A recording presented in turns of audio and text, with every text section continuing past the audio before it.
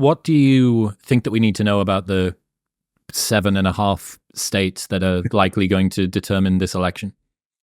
You probably don't want to turn on a TV in one of those states from about now onward. You'll literally see, I spent a fair amount of Hammered, time in Las hammered, hammered, Vegas. hammered. Yeah, you'll see every single commercial as a campaign commercial by the time you get into September, October, November. But yeah, obviously, look, if you are interested in the outcome of the election, I think it's an important election, then vote, donate. By the way, you might want to donate not to Trump or Harris, who have lots of money, but to your favorite down ballot candidates. Things like state Supreme Court races matter a lot and get far less attention, or even city council and things like that. But yeah, I mean, some people enjoy like the scoreboard watching element of elections where they like seeing the numbers go up and down.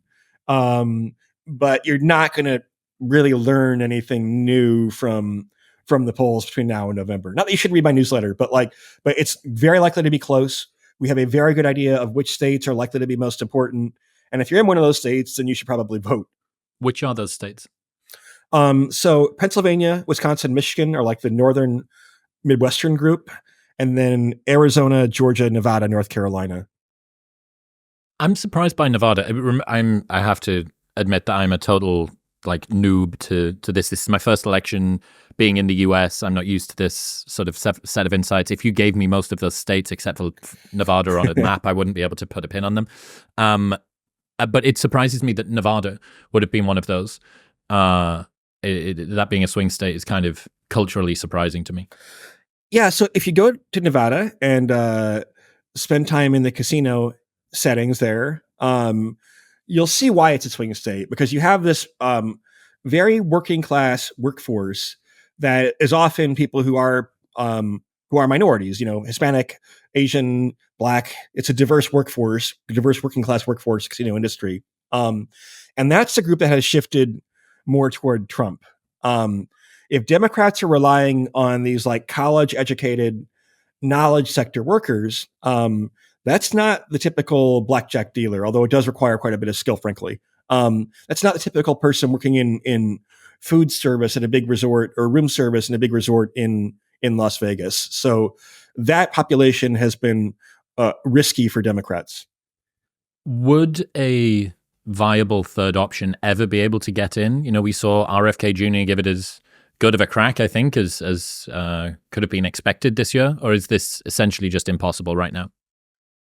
I don't think it's impossible, but the issue is that the parties are pretty clever at adapting to the changing political tides, right? So, like in some ways, Donald Trump was like a third party candidate. He disagreed in 2016 with George Bush and Mitt Romney and criticized John McCain, and was moving toward a much more culturally conservative, but fiscally maybe less conservative actually policy than you had like under Paul Ryan and Mitt Romney, for example, or Bernie Sanders, who is technically an independent. He ran for the Democratic nomination and he produced change on things like the minimum wage and stuff like that. But so I think the risk is that third party votes get co-opted by the two major parties. Yeah, that is, it's interesting to consider Trump as kind of like an outside option previously. This is what people are saying when they're shouting about drain the swamp and he's not one of the globalist elite lizard people, whatever. This is what it's kind of how they see him, right?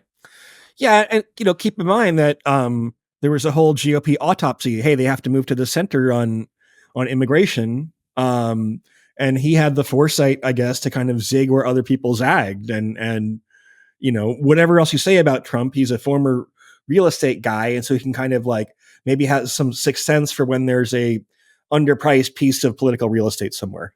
Yeah. Why did the polls lowball Trump in the past? Is there a risk of that happening again? There's a risk. In fact, there's probably a risk of both directions. In 2022, you had polls underestimate Democrats in some big races. In 2012, they underestimated Obama a little bit. So pollsters offer two basic excuses. And, I say excuses because how valid they are, I think the pollsters would love to have unbiased results, but it's tricky. One problem is that people who are more politically engaged and college educated are more likely to respond to polls and also more likely to be Democrats. Your typical MSNBC watching New York Times, whatever, Starbucks drinking liberal is pretty likely to respond to a poll, but we'll vote Democrat in November. That's one issue. There were also issues in 2020 potentially related to COVID, where Democrats were much more likely to socially distance. So they're sitting around without much to do. And, I probably made more phone calls during COVID than I ever have in my life, right? So Democrats were more likely to respond to surveys during COVID, and that may have caused issues in 2020. But yeah, these are legitimate reasons to worry. The reason why I would say maybe I'd expect less of a polling error this year is just because, like, what the polls are saying is that it's 50-50, which is like a very reasonable suggestion, I think, right? They're saying we're going to be somewhere in between 2016 and 2020, most likely. Comes down to a photo finish again, the Electoral College, and that's like not exactly going out on a limb. Is there a social desirability thing still with Trump? I walk around my very white, very 3.5 kids and a golden retriever neighborhood here in Austin, Texas, and I see a whole host of blue signs for Harris Waltz, and I don't see a single one for Trump. Something tells me that people in $2 and $3 million houses aren't all Democrats. I think there is some, but maybe less than people assume for a couple of reasons. One is that Americans tend to be pretty forthcoming when you ask them in surveys, which is not true everywhere, right?